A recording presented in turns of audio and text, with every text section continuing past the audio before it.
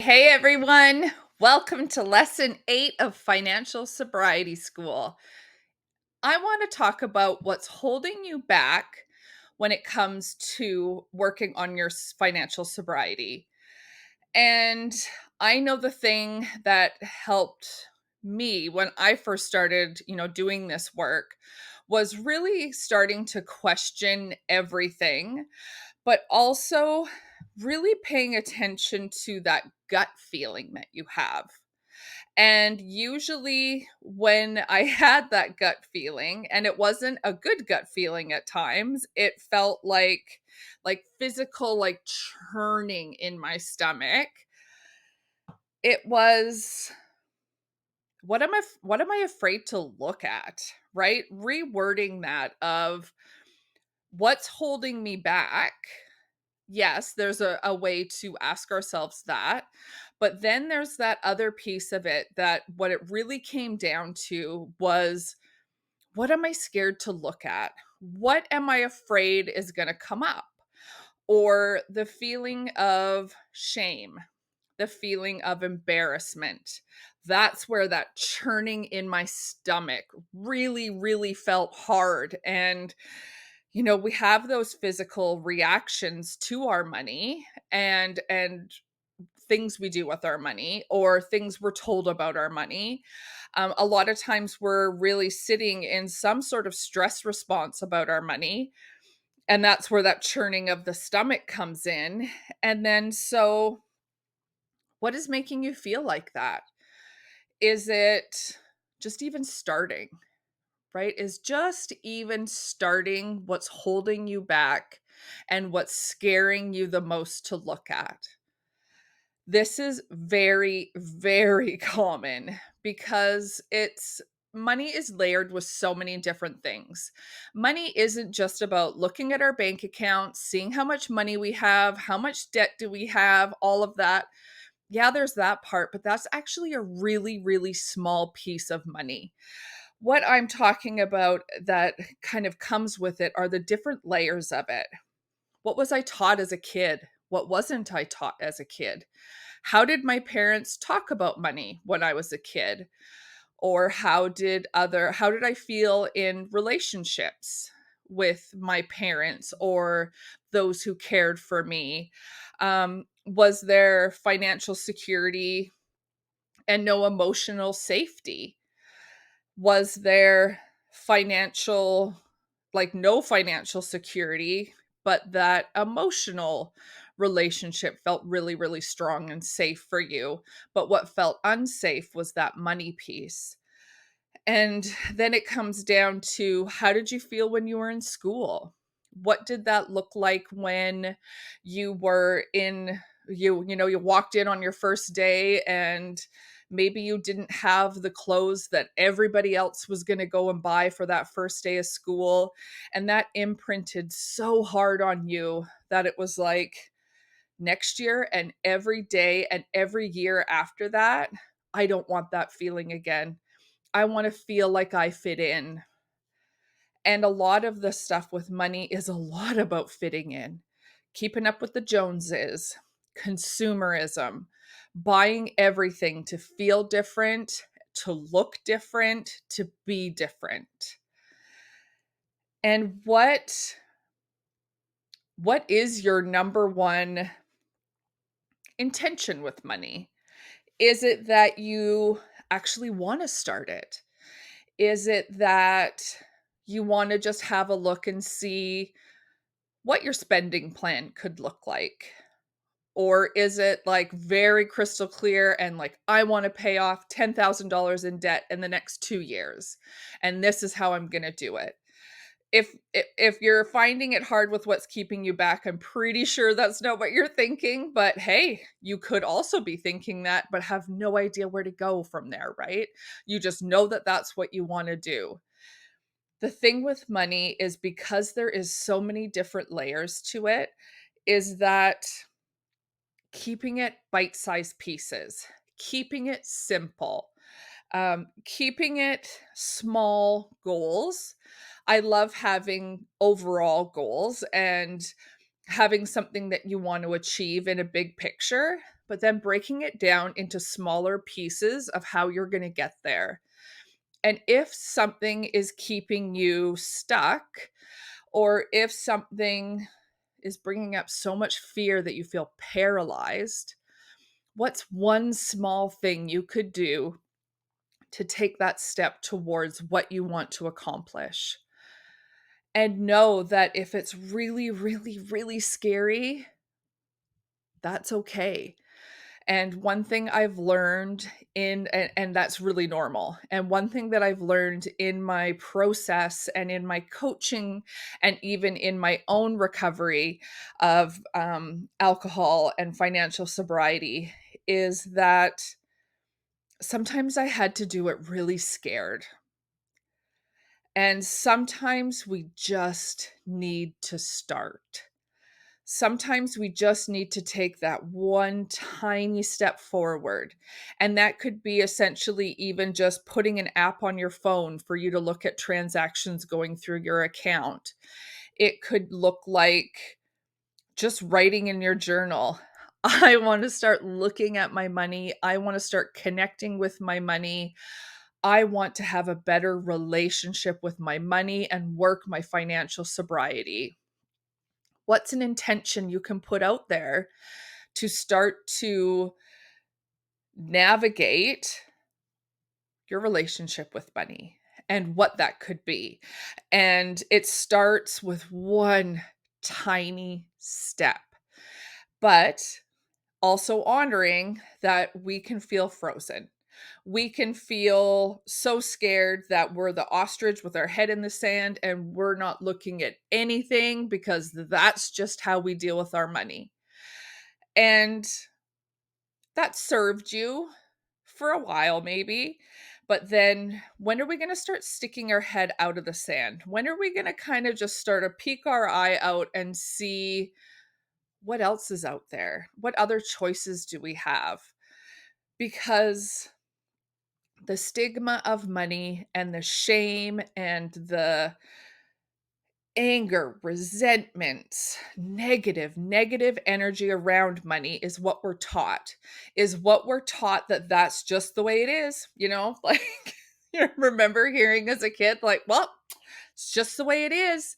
It's just, like just accept it and move on. And not wanting to bypass that piece of being like, okay, well, I guess I just got to accept that like money's going to feel super hard, but also just kind of putting a little bit of rebel into, our society, the patriarchy and all of that tells us that we should be taking part in consumerism. We should be, it's teaching us that debt is something that's completely normal, that if we make decisions with money, with the consumerism and marketing and advertising that's happening, that yes, you've fallen victim to what we're telling you to do, but then you're supposed to feel really, really bad about yourself. And so sometimes the rebel can come out in, heck no, I get to decide what my language is around money, right? Because we have like all that negative connotation, all that negative energy is holding us back because that's all we know about money. When, other than me, like listening to me or watching me, when's the last time in the world or your realm, people talking, that somebody said something good about money or something that they felt proud of? Or also think about, when is the last time you heard somebody complain about money? Yeah. When is the last time you heard somebody complain about money?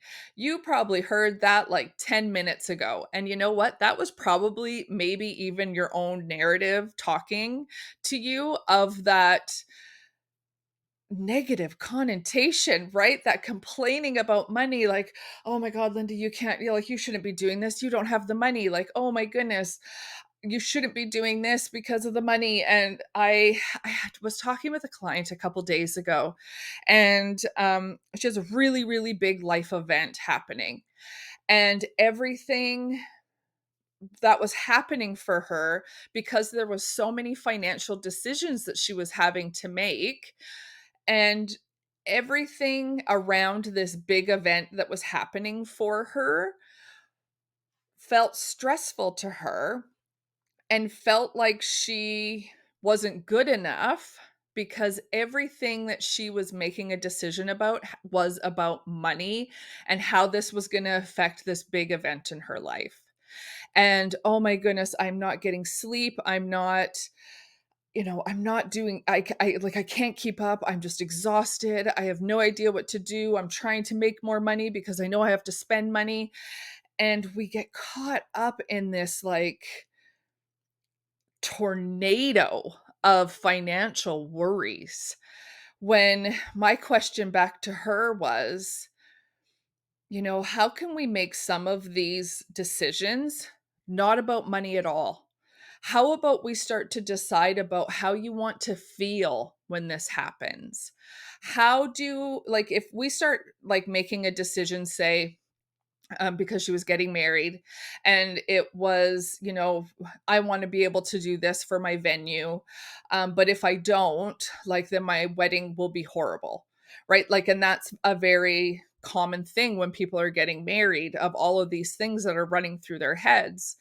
And it's like, okay, but if you have it set in your head already that if you don't get to have your wedding at this certain place, and the only way you can get it is financially, and you're so tired even trying to get to the point where you think that's the only place that's going to make you happy, right? How about if you thought about how you could feel less tired? What can you do to take care of yourself right now that will lead you to a wedding venue that would also make you happy? Because we make things so black and white with money, right? It's like it's either this or this, like all or nothing. It's like, I am not going to be happy if I don't get exactly what I want. And that's not always the way it goes. And we get so caught up in dollar values that we work ourselves absolutely into the ground with a dollar value about how much debt we have, how much savings we don't have, and we lose sleep, and a lot of our mental health is starting to weigh on just a few things that are just about money.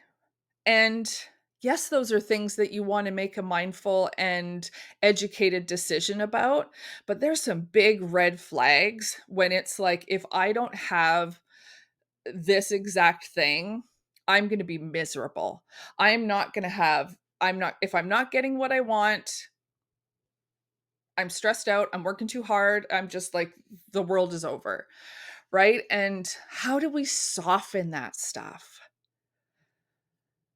How do we soften that stuff? How do we actually come from a place where we can take a deep breath and say, like, what is this all about? Half the stuff we're worrying about isn't money. For her, it was that they actually didn't have the money for it anyways, and she had herself run to the ground because she was so tired stressing out about a wedding venue.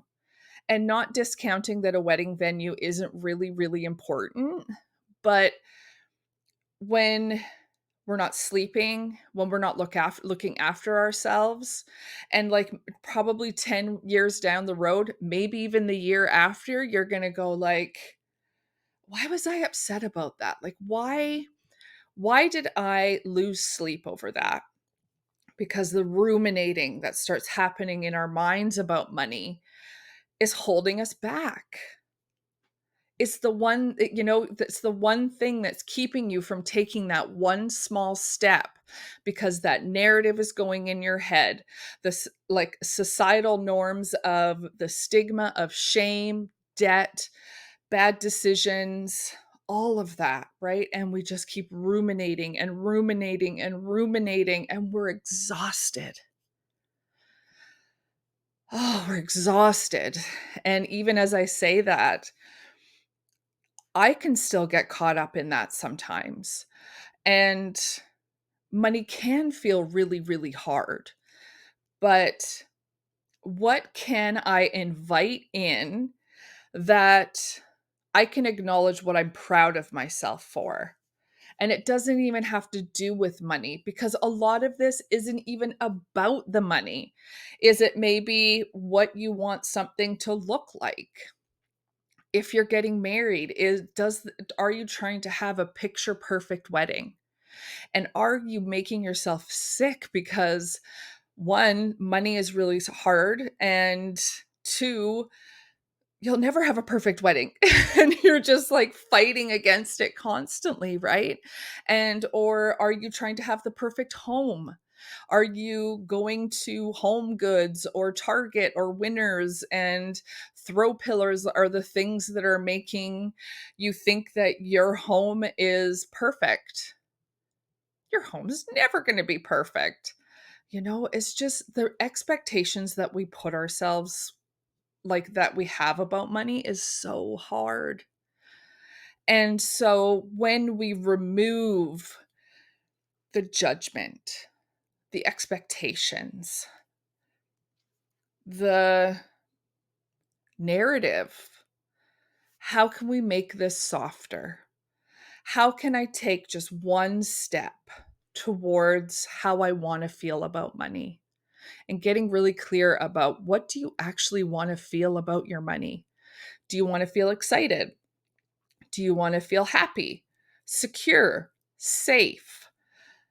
And if those are words that came up for you, what is one step? If you said you want to feel happy with your money, what is one step you can take today that will make you feel happier with your money? What is that one thing? You can maybe pull up your bank app if you have it on there, or log into your online banking and see the balance, or even just seeing that you have a bank account and saying, thank you. Thank you. I have a bank account. I have a bank account that supports me, right? Like, and just, it's those little small things. And that might not feel honest at that time, but an invitation just to try it out. How can we start to soften things? Maybe we could rename our bank account and it have like a funny name attached to it on your online banking, so that anytime you look at it, like, it reminds you of, this is just information. My bank account is just information. And what can I do with this information? How can I adjust what I want to do with my money with this invitation? So, a few things to think about is what's keeping you stuck, but, and, right? And what is it that I'm afraid to look at? And if there is either one of those things, just one thing, what step can you take to start to move towards that? And then how do you want to feel about your money? What's the word that really would feel really good for you about your money? And then one step, how are you going to get there? Just one tiny little thing. And maybe not, not listening to, or actually, I was going to say, not listening to all of the narratives that people have about money and how they talk about it. Actually, I want to flip that around and say, listen to those conversations. Listen to what your friends are saying about money. Listen to what conversations are happening maybe in shows that you watch, podcasts you listen to, books that you're reading. That's where that conditioning also comes in. All started with our childhood, all of that stuff, right? But the world doesn't talk great about money. The world doesn't embrace that it's actually not really even about the money. and they make it about dollars and cents, and then they blame it for their absolute unhappiness in their lives. But it's not usually the money that's keeping them unhappy. I hope that that lands and resonates with you a little bit. I hope that there was a little nugget in there that made you think like, "Okay, I can do this. I can take this one step." And if you would like to leave a comment about what that step is, I would love to hear it. Even popping me an email, linda@lindaparmar.com. Oh, I would just love to hear what a little nugget of inspiration you got out of this. Let's inspire about money. Let's make intentions about money. Let's feel excited about our money. Even if it's not exactly where we want it to be, starting to feel that positive stuff will get you to the right place. And I'm not talking toxic positivity. I'm just talking about different narratives, flipping the script, right? Because all it is very, very negative narratives about our money. Let's change that so it can support us. Oh, thank you so much for listening today. I would love if you want to subscribe, if you want to leave a review, if this resonated with you and you enjoyed this. I would love, love, love so we can get the Financial Sobriety School out there for everyone to hear about. Thanks for listening today. I appreciate it so much. And I'll see you next week for lesson number 9. Bye.